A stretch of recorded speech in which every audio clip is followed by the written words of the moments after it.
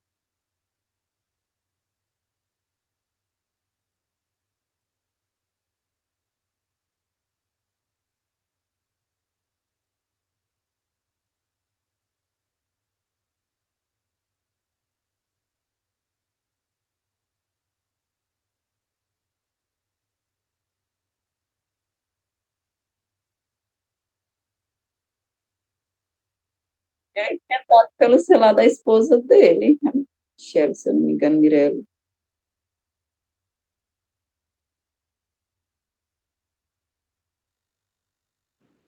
Ok, irmã. Bom dia, deixa eu só organizar bem aqui a tela do telefone. Como é que bota aqui em tela cheia esse trem?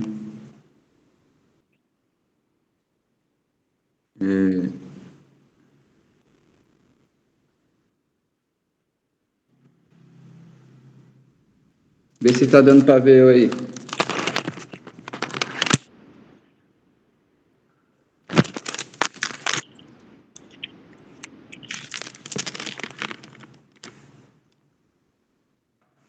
Ok. Bom dia. Bom Bom dia a dia. todos os Bom irmãos. dia. Graça e Bom paz. dia. Bom Bom dia. dia. Graça e paz. Graça e paz. Bom dia, graça e paz. Bom dia. Agradeço. Ok. Já pode iniciar, irmã? Certo.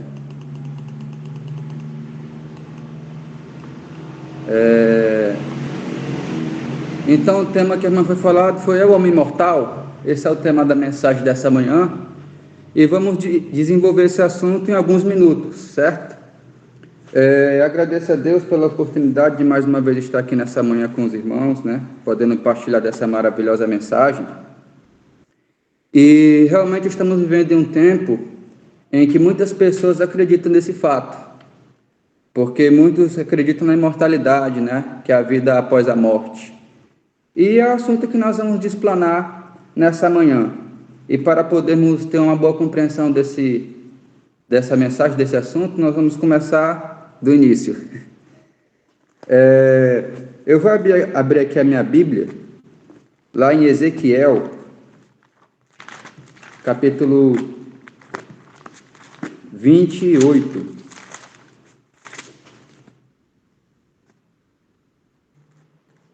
Ezequiel 28, e o versículo 17, né? Elevou-se o teu coração por causa da tua formosura, corrompeste a tua sabedoria por causa do teu resplendor. Lancei-te por terra diante dos reis e te pus para que te contemplem.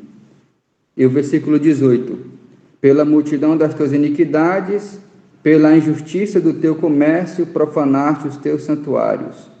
Eu, pois, fiz sair do meio de ti um fogo que te consumiu e te reduziu a cinzas sobre a terra. aos olhos de todos que te contemplam. Todos os que te conhecem entre os povos estão espantados de ti. Vens a ser objeto de espanto e jamais subsistirá. Então nós vemos que esse versículo, ele está falando aqui daquele que um dia foi o anjo de luz. E podemos ver também no versículo 15: perfeito eras no teu caminho, desde o dia em que foste criado. Aqui fala sobre uma profecia contra o rei de Tiro, né? Só que nós vemos aqui no texto que não está bem se referindo a toda a complexidade sobre ele. Porque diz o versículo 15: perfeito era nos teus caminhos desde o dia em que foste criado. E o rei Tiro não foi criado, certo? Então está se referindo aqui a Satanás. Até que se achou iniquidade em ti. Então, vemos aqui nessa mensagem, nesse texto, né, que Lúcifer ele foi um anjo belíssimo. Foi feito com pedras preciosas, ônix, diamante, tapázio, de todas as pedras preciosas que já existiam. Né, nós vemos aqui no versículo 13. E agora, no coração daquele anjo, iniciou-se ali uma grande discordância, né? Ele passou a sentir desejo de poder, de soberania. Então, devido a isso, ele fez uma rebelião no céu e então ele foi expulso do céu, né? Porque ele queria construir um trono no céu, assim, queria construir um trono nas estrelas, acima do trono de Deus. Então, devido a isso, ele foi expulso do céu. Então nós vemos que no início da história humana começou Satanás a se esforçar para enganar a raça humana, né? Aquele que desenvolveu a rebelião no céu, ele desejou levar o povo da terra a unir com ele numa luta contra o governo de Deus, ou seja, contra o governo no céu, né? Lúcifer, ele não estava sendo satisfeito com o governo de Deus no céu, né? Ele acreditava que se ele pudesse assim tirar a lei de Deus, eles iam viver de liberdade, de uma certa liberdade. E ele queria ter essa liberdade no céu. Ele queria fazer o que ele bem entendesse e queria anular a lei de Deus. Só que isso não foi permitido, né? Isso não foi permitido. Então, ele não conseguiu. Mas, junto com ele também veio uma terça parte dos anjos. Juntamente foram expulsos do céu, né? E antes disso acontecer, Deus, ele tinha um plano de criar o nosso mundo, o mundo em que vivemos. E então esse plano ele foi executado, certo? Então Satanás ele foi banido e agora Deus vem à terra e conversa com Adão e também com Eva, afirmando que um anjo caído estava a vagar por ali, para eles tomarem cuidado, né? Então Adão e Eva, eles tinham sido perfeitamente obedientes à lei divina.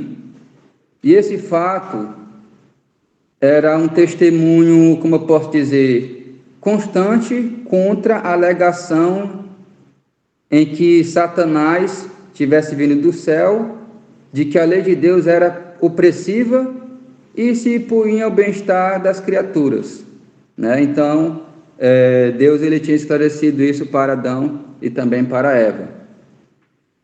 Então, o que aconteceu? O próprio anjo de luz, que não era mais, o próprio Satanás, ele sentiu... despertou no seu coração inveja de quem? De Adão. Porque assim como Adão, ele teve a oportunidade de viver na presença de Deus e tinha todos os privilégios, e ele acabou com seus privilégios devido à sua arrogância. E agora ele sentia uma grande inveja de Adão, porque Adão estava ali feliz, no lugar edênico, desenvolvido por Deus. E agora Satanás ele estava analisando e pensando. Ele sentiu assim em seu coração uma profunda raiva de Adão porque Adão ele estava vivendo uma felicidade extraordinária. Só que ele ficou pensando, será que agora eu vou acabar com a felicidade desse homem? Certamente ele vai viver uma vida desgraçada como a minha, uma vida infeliz como a minha, como eu estou vivendo agora. Mas não tem como mais eu voltar atrás, porque eu já desenvolvi meus planos e agora eu vou até o fim. Então o orgulho faz isso com o ser humano, né? Então agora Satanás ele desenvolve um plano para destruir Adão, para tirar ele do pecado, para tirar ele de perto de Deus e lançar ele no pecado, e dessa forma também envergonhar a Cristo, né? Então ele decidiu causar a queda do homem, né? A fim de que o homem pudesse agora se separar de Deus, né? Se separar de Deus. E qual era o objetivo de Adão? Ele queria obter o quê? A posse da terra.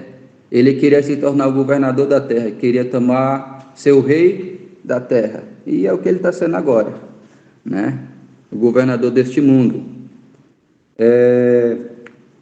Então nós vemos aqui, no percurso da história, que Satanás, ele usou um dos mais belos animais que já se existiam ali no Éden, né? Ele usou os mais belos animais para intertir Eva. Agora Eva se afasta de Adão e agora ela começa a andar pelo jardim e se encontra com um animal que fala, né? Podemos ver aqui no versículo de Gênesis, no capítulo de Gênesis, vamos acompanhar a história, capítulo 3 do livro de Gênesis. Eu vou abrir aqui na minha Bíblia.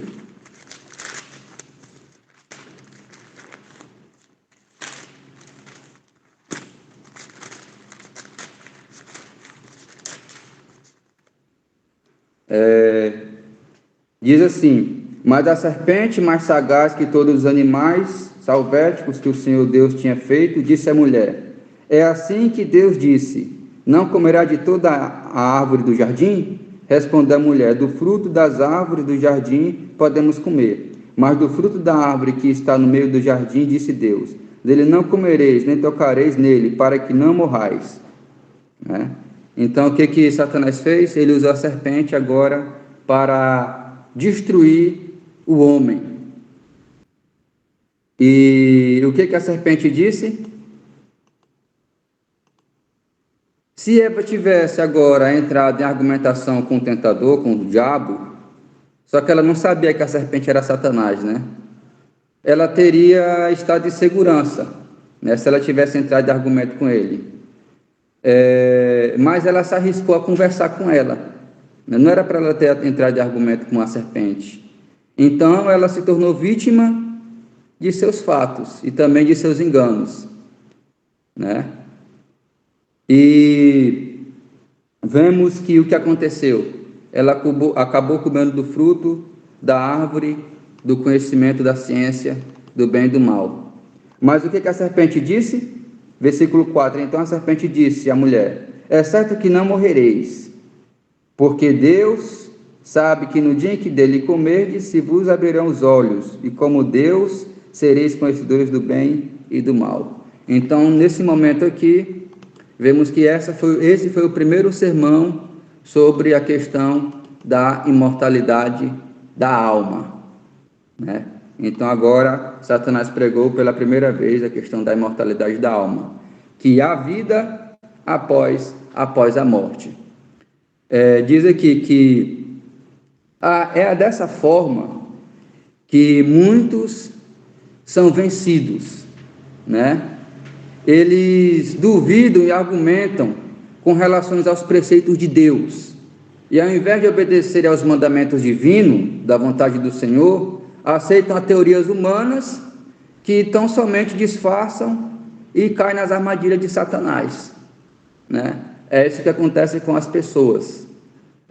Podemos analisar e ver que nesse mundo em que vivemos, as pessoas vivem no mundo da internet, né? Hoje em dia, ninguém mais pega a Bíblia para fazer um estudo desse aqui, ó. Ninguém mais pega a Bíblia. Tá entendendo? O povo vai lá na internet e pesquisa lá. Sermão sobre a volta de Jesus, né? Muitos fazem isso. Sermão sobre tal assunto, não é isso? E vê muitos vídeos na internet falando sobre várias ciências e várias teorias. E se a pessoa for mergulhar nesse a fundo, a mente dele vai ficar cauterizada, né? Vai ficar cauterizada. E o que vai acontecer? Ele vai acabar misturando a verdade com a mentira. E a partir do momento que a pessoa passa a fazer isso, ele corre um grande risco de ser enganado por Satanás, como muitas pessoas também estão sendo enganadas. Então hoje nós temos que tomar muito cuidado com as redes sociais. Esse dia eu estava aqui entrando na internet, eu estava fazendo uma pesquisa sobre a guerra que está tendo entre a Israel e Hamas, né? E eu entrei na pesquisa para me ter mais uma informação sobre esse assunto. E agora o povo começa a falar lá de Apocalipse, capítulo 16, que fala sobre o rio Eufrates, que ia secar, né? E naquele momento ali eu vejo lá falando que ia sair 4 anjos com arma destruidora do rio Eufrates para poder destruir os reis da terra e aquela coisa toda, meio mundo de baboseira, tudo coisa que não tem nada a ver, né? Sendo que aquela profecia, ela não tem que ser um assunto bem estudado, porque a pessoa pode acabar se enganando. E essa profecia do rio Eufrates, ela não é para o tempo de agora, né? Ela é mais para frente, porque ela está entre a sexta praga que vai ser derramada sobre a terra, e isso só vai acontecer quando o Espírito de Deus sair daqui. E o Espírito de Deus ainda está na terra, então isso ainda não aconteceu. Então as pessoas entram na internet e vêm com uns assuntos assim meio estranhos, né? E então as pessoas têm que tomar cuidado, porque podem correr um grande risco de abandonar a fé e seguir doutrina de demônio, doutrina enganadora, né? Então nós vamos ver aqui no versículo, ainda no capítulo 3, e o versículo 2, o versículo 5, que diz: porque Deus sabe que no dia em que dele comerdes se vos abrirão os olhos, e como Deus sereis conhecedores do bem e do mal, né? Então, Satanás, ele falou isso aqui para Eva, né? A serpente declarou, nesse momento, que se tornariam como Deus, possuindo a maior sabedoria que antes, e sendo capazes de ter uma condição mais elevada de existência. Então, quando a serpente falou isso para Eva, em seu coração ela foi tentada. E Eva agora, o que aconteceu? Ela cedeu à tentação. E por sua influência, Adão foi levado ao pecado e à miséria. E aceitaram as palavras de quem? As palavras de Deus? Não. Aceitaram a palavra da serpente. De que Deus não queria dizer o que falava. Mas eles desconfiaram do próprio Criador. Imaginaram, como eu posso dizer, que Deus estava a restringir a liberdade deles, né? Que Deus estava prendendo a liberdade deles. Foi a mesma coisa que o diabo, no caso que Satanás pregou no céu, que Deus agora estava prendendo a liberdade dos anjos, né? E que poderiam obter grande sabedoria e também muita exaltação por transgredir a própria lei de Deus.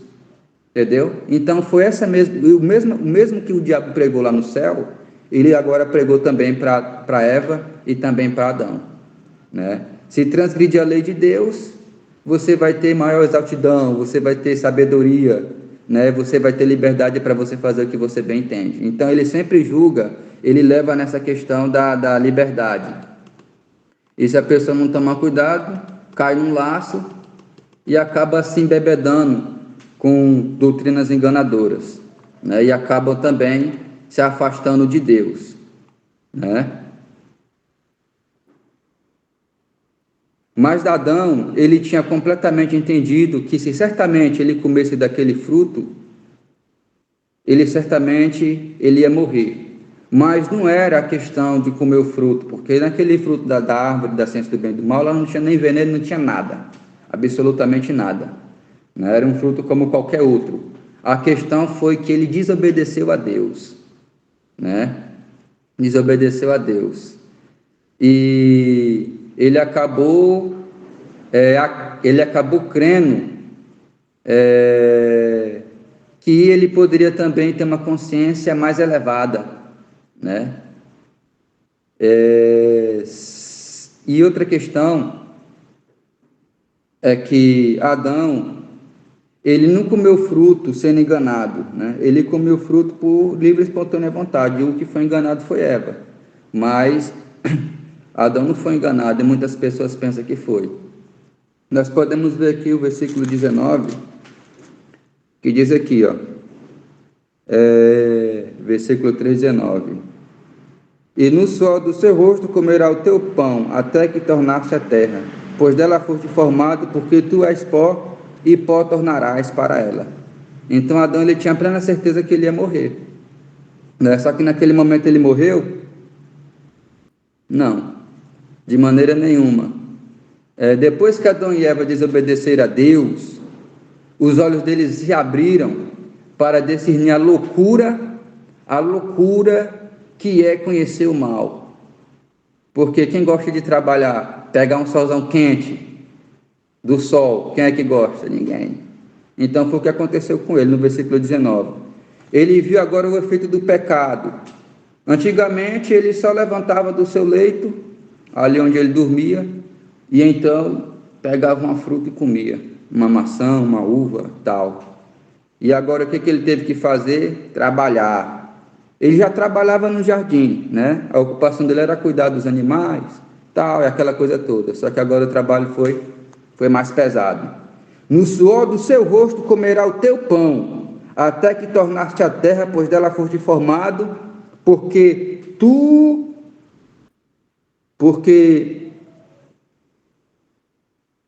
até que foste formado, porque tu és pó, e pó tornarás, né? Então agora ele vê a gravidade do pecado que ele tinha cometido contra Deus.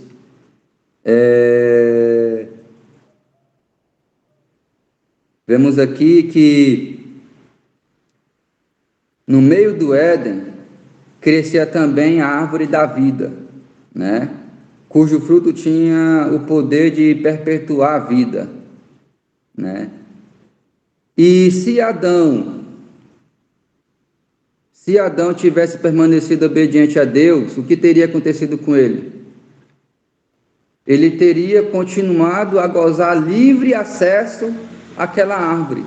Ele ia poder comer da árvore da vida, né? Ele que poderia ter comido da árvore da vida.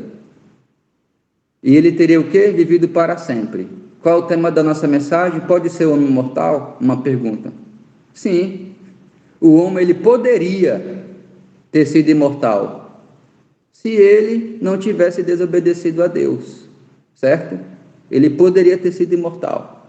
Ele ia comer do fruto da árvore da vida, lá de Apocalipse, se eu não me engano é o capítulo 20 ao 22, ia beber do fruto da água, ia comer do fruto da árvore da vida, beber da água da vida, e agora ele ia viver perpetuamente, imortal, né? Só que isso não pôde acontecer. Vocês sabem qual era o plano de Satanás, vocês que estão me ouvindo? O plano do diabo era o seguinte: Satanás, ele queria agora que Adão se sujeitasse a ele. Ele queria que Adão agora desobedecesse a Deus como ele desobedeceu. Uma parte do plano de Satanás ele foi concretizada. Ele conseguiu fazer com que Adão desobedecesse a Deus e agora entrasse no pecado. Só que uma parte do plano não conseguiu concretizar. Por quê? Vamos ver. O diabo, ele queria que Adão comesse do fruto da árvore da vida. Ele sendo pecador, como ele foi, depois que ele transgrediu a lei de Deus, ele desobedeceu a Deus. Ele se tornou pecador, certo? Como nós. E agora o diabo queria que Satanás tivesse comido do fruto da árvore da vida. Para quê? Para que o homem pudesse se tornar um pecador imortal. E qual era o plano de Satanás? ele ia formar um exército na terra, ele ia formar um exército com milhares de homens, agora pecadores imortais, para invadir o céu e tomar o trono de Deus e formar agora em cima, nas estrelas, o seu trono. Esse era o plano de Satanás, formar um grande exército com a humanidade para poder guerrear e destruir Deus. Só que isso não foi alcançado, né? Não foi alcançado. Então nós podemos ver até aqui que o homem não é imortal, porque a Bíblia diz que do pó o homem foi feito e do pó para o pó ele voltará. Mas nós podemos também aqui ter um versículo mais completo, né? Diz que a imortalidade prometida ao homem é sobre condição de quê?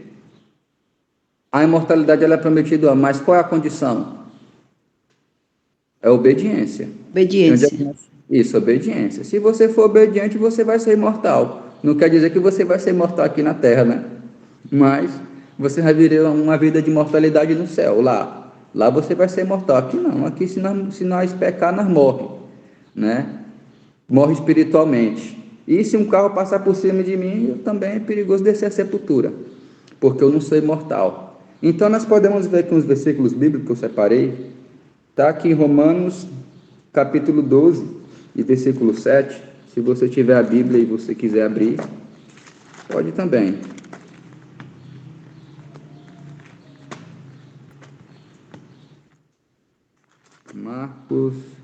Romanos 5, versículo 12. Bora ver o que diz aqui.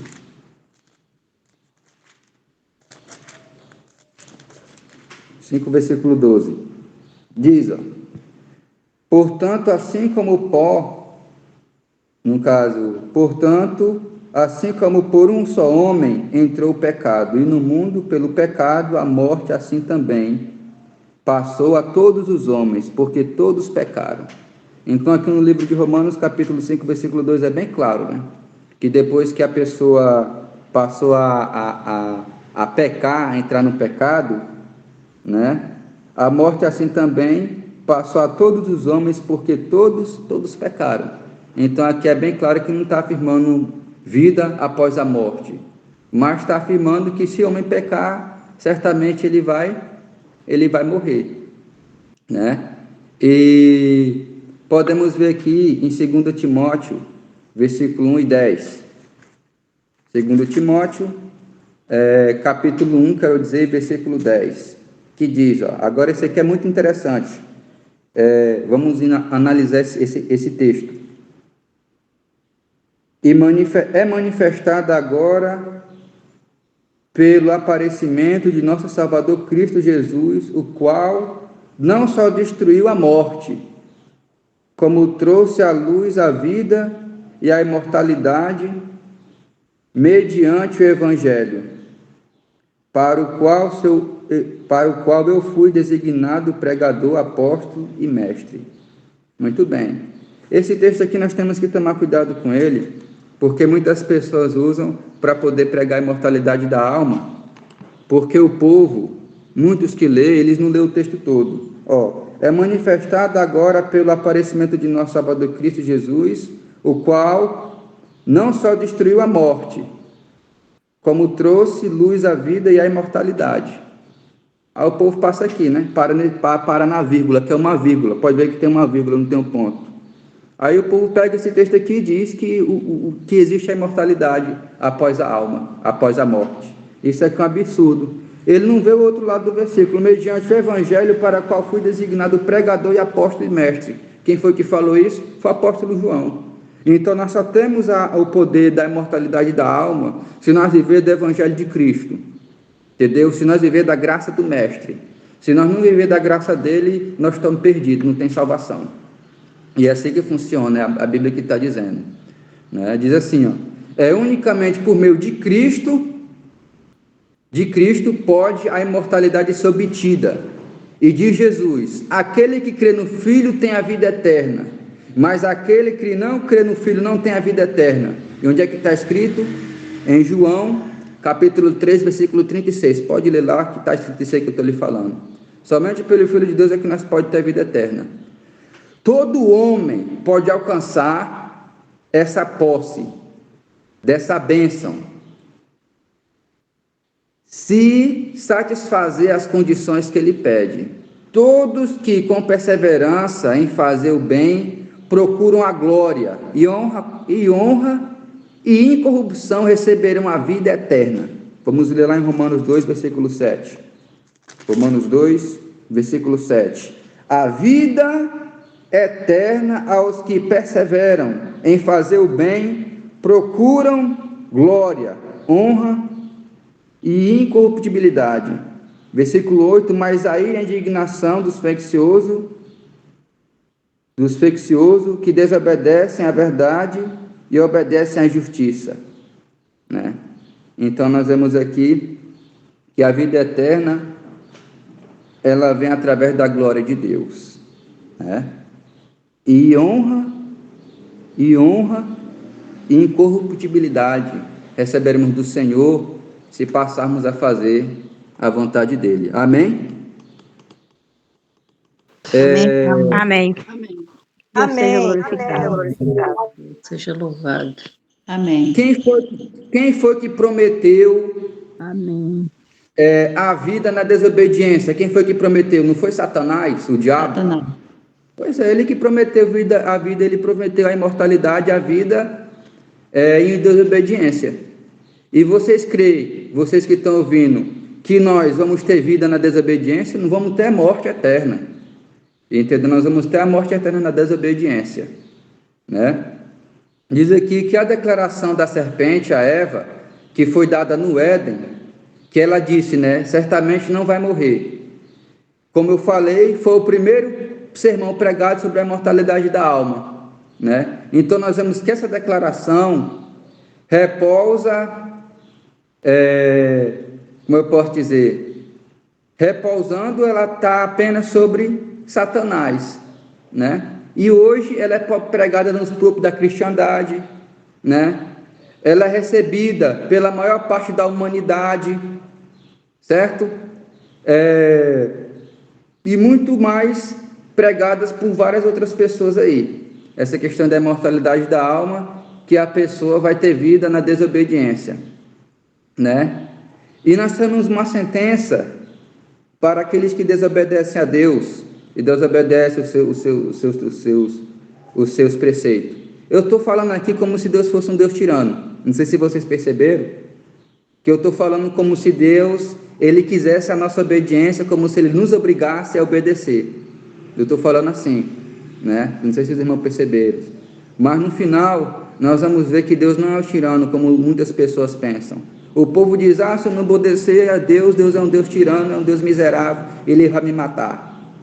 De maneira nenhuma, Deus ele não tem capacidade de fazer isso. Você mesmo é que se destrói, mas Deus não faz nada não. Então nós vamos ver esse assunto aí mais na frente. O que é que diz lá em Ezequiel, versículo 18, capítulo 18, versículo 20. Nós vamos dar uma olhada aqui, que o tempo já está contra nós. Esse assunto aqui, eu diminui ele o máximo possível, porque se for pregar sobre a mortalidade da alma, a noite e o dia pregando, falando sobre esse assunto. É um estudo muito complexo. Ezequiel 18 e 20. Deixa eu só abrir aqui na minha Bíblia. Zacarias, tal. Daniel. Ezequiel, achei. 18 e o versículo 20. Que diz assim, ó. A alma que pecar, essa morrerá. O filho não levará a iniquidade do pai, nem o pai a iniquidade do filho. A justiça do justo ficará sobre ele, e a perversidade do perverso cairá sobre este. Então aqui nós vemos em Ezequiel, que a alma que peca, o que vai acontecer com ela? Ela vai morrer. Então como é que o povo quer dizer agora que tem vida após a morte? Isso não existe, e nunca vai existir. Depois que morre, a pessoa vai para o inferno. Mas que inferno é esse? Não estou falando, veja bem, analise bem as minhas palavras. Se você for pesquisar no dicionário inferno, quer dizer sepulcro, sepultura, pó da terra, vai para a terra. O inferno é aqui, é na terra. Entendeu? Se você pesquisar lá no dicionário o que é inferno, vai dizer que é sepultura. Entendeu? E o povo tem uma crença aí, né, que essa, vou resumir o mais possível, que foi uma crença que ela foi introduzida na igreja no século XVI, no século de Martinho Lutero, de Wycliffe, John Hus. Quem busca a história sabe quem são esses homens aí, né? Eles foram reformadores, que eles protestaram contra o paganismo dentro da igreja de Roma, né? Que eles acreditavam nessa questão da imortalidade da alma, acreditavam que agora o homem ia passar a ficar no purgatório, ia passar a eternidade, pegando fogo, queimando. Deus é um Deus bom, de amor. Vocês acham que Deus é um Deus infeliz, que agora ia deixar o povo morrendo, queimado, passar a eternidade queimando? De maneira nenhuma. A vontade de Deus é que todos se salvem, né? Essa é a vontade de Deus, né? Lá em 2 Pedro, você pode ler o capítulo de 2 Pedro, né, do livro de 2 Pedro, que lá fala que a vontade de Deus é que todos venham a ser salvos, né? Essa é a vontade de Deus.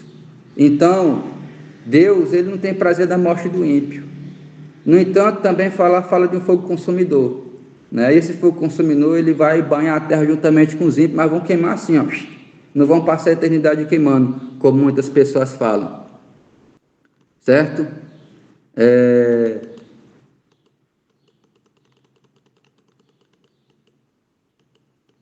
E nós vemos que Satanás, o que ele está tentando fazer? Ele está procurando vencer os homens hoje, assim como venceu nossos primeiros pais, abalando a confiança em quem? No Criador, e levando a dúvida de quem? Da sabedoria do governo de Deus e da justiça da sua lei. Satanás e seus emissários representam a Deus como sendo mesmo pior do que eles, né? A fim de justificar sua própria malignidade e rebelião. O grande enganador esforça para poder transferir sua própria crueldade de caráter para o nosso Pai Celestial, a fim de fazer parecer como alguém grandemente lesado pela sua expulsão do céu, visto não haver desejado rejeitar o governo tão injusto. Então, o que o diabo faz? Ele mostra para o povo, tenta mostrar para o povo que Deus é um Deus tirano e é um Deus cruel, né?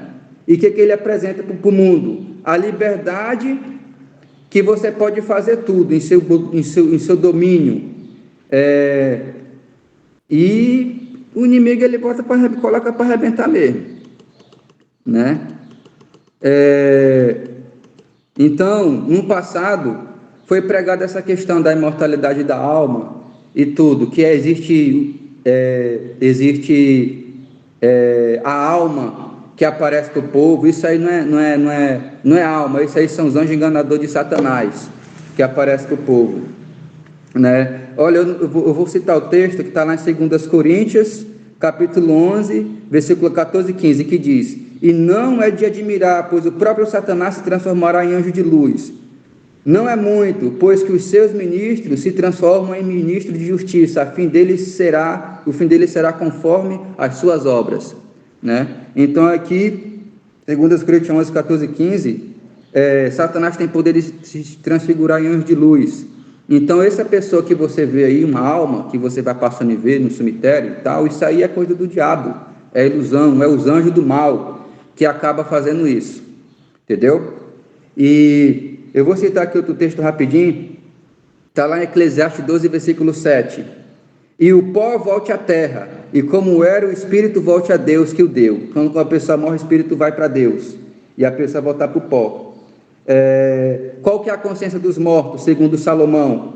Eclesiastes 9, 5 e 6. Porque os vivos sabem que hão de morrer, mas os mortos não sabem coisa nenhuma, nem tampouco terão eles recompensa, mas a sua memória ficará entregue ao esquecimento, né? Então, quando morre, acabou, certo? E para finalizar a mensagem dessa manhã, eu quero deixar um texto muito bom que fala sobre a graça salvadora de Cristo, porque somente através dela nós somos salvos e somente através dela nós podemos obter o poder da imortalidade.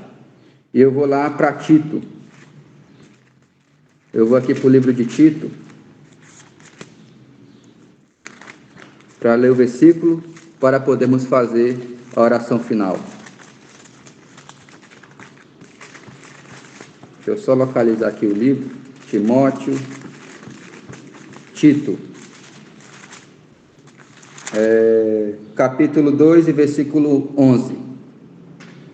Foi escrito assim: porquanto a graça de Deus se manifestou salvadora a todos os homens, educando-nos para que, renegadas a impiedade e as paixões mundanas, vivamos no presente século sensatos, justo e piedoso, aguardando a bendita esperança e a manifestação da glória do nosso grande Deus, Salvador, Jesus Cristo, a qual a si mesmo se deu por nós, a fim de redimir-nos de toda a iniquidade e purificar para si mesmo um povo exclusivamente zeloso e de boas obras. Então, essa é a vontade de Deus, que nós somos salvos unicamente pela graça de Cristo. E quando se refere aqui a essas obras, no fim do versículo, todas as obras boas que fazemos não vêm de nós, vêm de Deus. Não somos salvos pelas nossas obras, nós somos salvos pelo sacrifício de Cristo. Tem outro assunto sobre essa questão, mas vamos deixar para outro sermão e outro estudo.